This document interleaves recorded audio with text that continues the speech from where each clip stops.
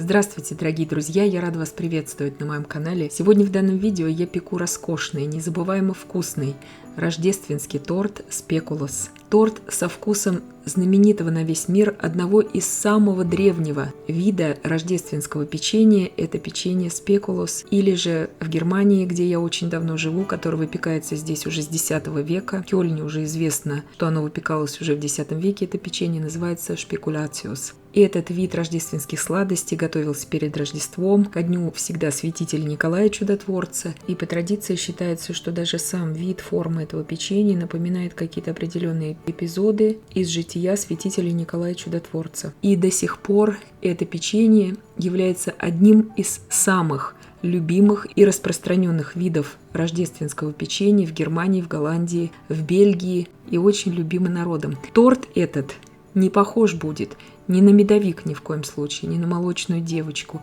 ни на эстерхази. Готовить его будем с нежнейшими песочными коржами, с миндалем. Большое количество миндаля будет в этих коржах. С очень ароматной, вкусной мандариновой прослойкой. И, конечно же, ключевая специя, которая отличает вообще спекулос или шпекулятиус от имбирных пряников, это является белый перец, который добавляется в тесто. Послевкусие остается такое очень приятное, согревающее во рту от этой специи.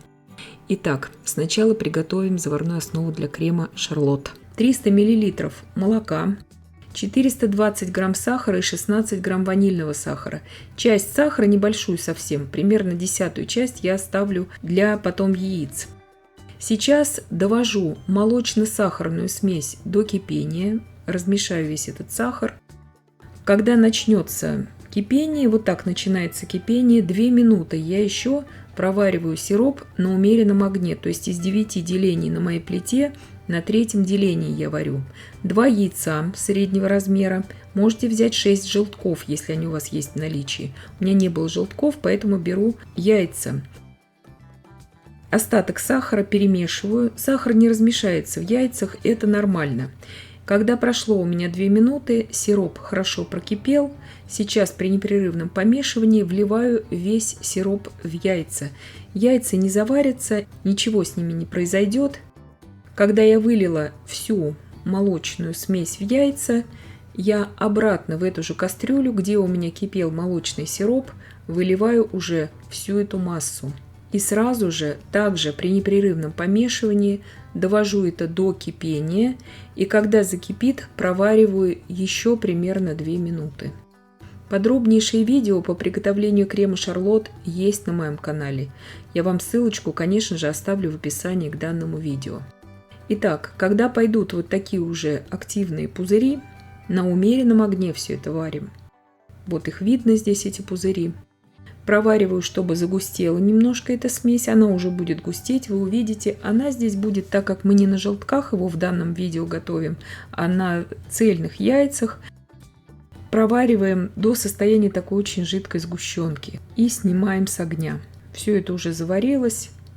Сейчас переливаю я в ту емкость, где у меня смесь будет остывать до комнатной температуры, ни в коем случае не до холодного состояния, иначе потом крем расслоится у нас при взбивании. Переливаю в посуду, где смесь будет остывать до комнатной температуры, накрываю пищевой пленкой в контакт и готовлю сейчас мандариновую начинку. 120 грамм сахара и 30 грамм кукурузного крахмала. Сахара вы можете брать меньше или больше. У меня мандарины достаточно кислые. Если у вас сладкие мандарины, можете брать 100 грамм сахара. 250 миллилитров молока пастеризованного, то есть очень длительного хранения. Я высыпаю туда всю сухую смесь. Свежее молоко не подойдет, может свернуться от мандаринового сока. Поэтому берите лучше ультрапастеризованное молоко. Все это перемешал до однородности. 200 мл свежевыжатого мандаринового сока. Можете брать покупного из пачки, но я беру свежевыжатый. 2 яйца среднего размера весом примерно по 50 грамм без скорлупы. Вы можете также брать 6 желтков. Вливаю туда всю жидкую смесь. Все это перемешиваю.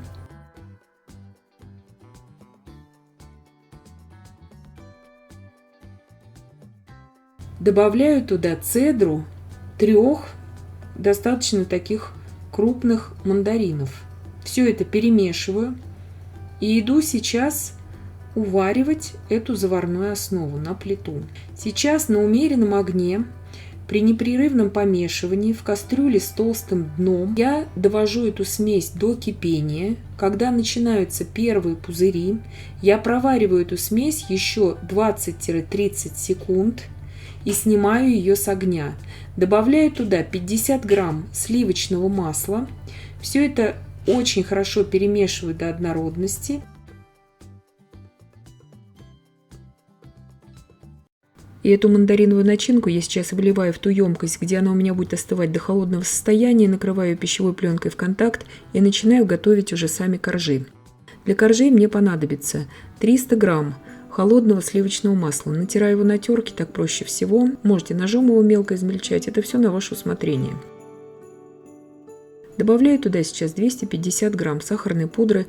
Можно брать сахар, но он не растворится, и лучше всего, конечно, брать пудру. Слегка перемешиваю и приготовлю сухую смесь. 500 грамм муки, 200 грамм молотого миндаля.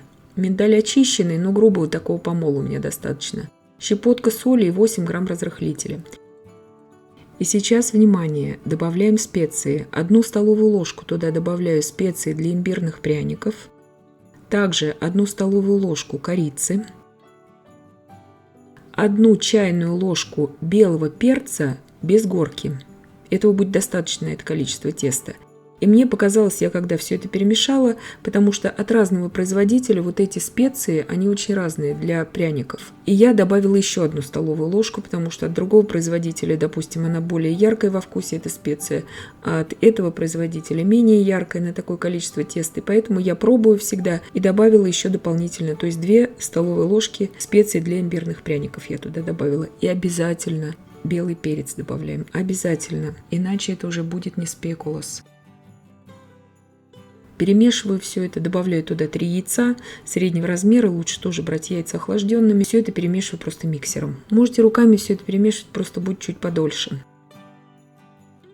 Тесто я ни в коем случае не буду убирать в холодильник. Все это делается очень просто и быстро. Вам нужно уже сразу подготовить, разогреть духовку на 200 градусов Цельсия. Выпекаются эти коржи очень просто и очень-очень быстро. Буквально 4-5 минут печется каждый корж. То есть тут нужно будет просто быстро раскатывать, чтобы у вас хватало времени раскатать корж и тут же его выпекать. Тесто я сейчас делю на 11 частей, примерно так, равных. Можно и на 12 будет разделить это тесто, но мне всегда комфортнее работать с тестом, когда у меня есть в запасе немножко теста на обрезки. Скатала вот такие 11 шариков и начинаю уже раскатывать коржи. Удобнее всего просто накрываем еще одним листом бумаги для выпечки и как бы маленькой скалкой я это не раскатываю, а вытягиваю. Очень быстро все это делается. Крышка 24 см в диаметре у меня от кастрюли. Убираю выпекаться в моей духовке при температуре 200 градусов Цельсия. Режим вверх-вниз без конвекции. Буквально 4 минуты. 4-5 минут. Дольше не нужно. Как только вы увидите, что золотятся краешки у этих обрезков, сразу же нужно вынимать. Коржи сразу же, как только мы достали из духовки, еще в очень горячем виде, вот так аккуратно обрезаем по этому трафарету. Коржи очень хрупкие, очень ломкие. Я вам сейчас покажу на разломе, как обрезки выглядят. То есть с ними нужно обращаться действительно крайне бережно, с этими коржами. Вы видите, какие они тающие во рту. То есть вот эта рецептура, она помогает быть этим коржам необыкновенно рассыпчатыми и вкусными, как и само печенье. Сразу отвечаю на вопрос в комментариях, что такое белый перец. Это разновидность перца, который более ароматный, чем черный перец и обладает меньшей жгучестью, чем черный перец. Черный перец здесь использовать не нужно. Испекла я 11 коржей, убираю пока в сторону. Вот такие обрезки, показываю обрезки на тот случай, если у вас нет печенья вот этого спекулос, и вы не сможете боковину украсить печеньем, вы же можете измельчить просто обрезочки эти и обсыпать обрезками.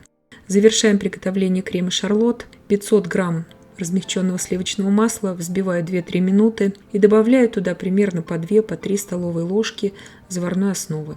и прорабатываю быстро миксером. Чем хорош крем-шарлот, он никогда не расслаивается. Главное здесь соблюдать температурный режим, чтобы примерно, хотя бы 23-25 градусов Цельсия были у вас обе массы. Сейчас холодно, очень зима, и нужно смотреть на то, чтобы у вас не была эта масса застывшей. Крем-шарлот я здесь использую не случайно в этом торте, именно для того, чтобы структура коржей все-таки оставалась песочной, потому что от более мягкого сливочного, либо же влажного заварного крема они просто будут слишком сильно размягчаться. Остывшую до холодного состояния мандариновую начинку я просто перекладываю в кондитерский мешок, мне так удобнее будет работать потом в последующем. Если у вас нет кондитерского мешка, можно для этого использовать просто пакет для замораживания продуктов. Крем я поделила на 12 частей, 11 частей я выложу на коржи, и одну часть 12 я буду использовать уже для украшения. Обратите внимание, что коржи на торт я перекладываю при помощи подложки, при помощи какой-то досочки нужно. Они слишком хрупкие, чтобы брать их в руки,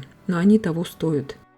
Коржи необыкновенно нежнейшие, их можно кушать просто как печенье. Очень вкусные, очень советую готовить этот торт. Вот это идеальное сочетание мандарин и печенье спекулос, это всегда беспроигрышный вариант. Я здесь намеренно не использую чистый мандариновый курт, а все-таки этот крем мандариновый я делаю немножко с молоком, чтобы он не так ярко выделялся во вкусе торта.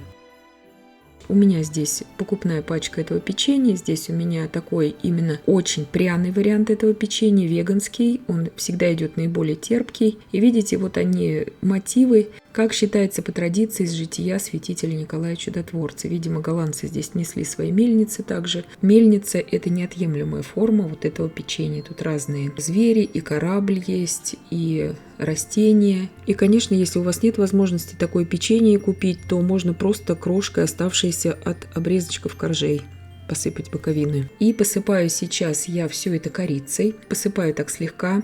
Можно украсить обжаренным миндалем, тоже будет очень вкусно. Делаю завитки из остатков крема из 12 части. Насадка у меня здесь кондитерская 1М. Из крема шарлот получаются просто удивительные украшения. И украшаю печеньями, тоже традиционными очень в Германии. Это рождественское печенье Цимтштерне. То есть это как бы звезды из корицы. Печется оно без муки, только на орехах. Оно у меня тоже готовое, покупное, просто беру для украшения его. Разрезаю его сразу, этот торт. То есть он у меня вообще не стоял в холодильнике. Если он постоит в холодильнике, он будет идеально просто ровно нарезаться.